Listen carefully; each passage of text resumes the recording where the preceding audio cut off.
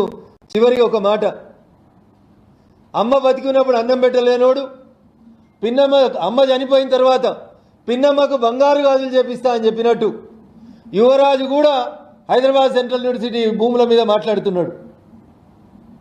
ఉస్మానియా యూనివర్సిటీకి మీ నాయన పోయి ఉస్మానియా యూనివర్సిటీ జాగాలు తీసుకొని అలా డబుల్ బెడ్రూమ్ ఇల్లు కడదామన్న రోజు నోరు మెదపనటువంటి అప్పటి ఐటీ మంత్రి ప్రస్తుత యువరాజు వర్కింగ్ ప్రెసిడెంట్ ఇవాళ వచ్చి హైదరాబాద్ సెంట్రల్ యూనివర్సిటీ మీద మొసలి కన్నీరుగా అరుస్తున్నాడు.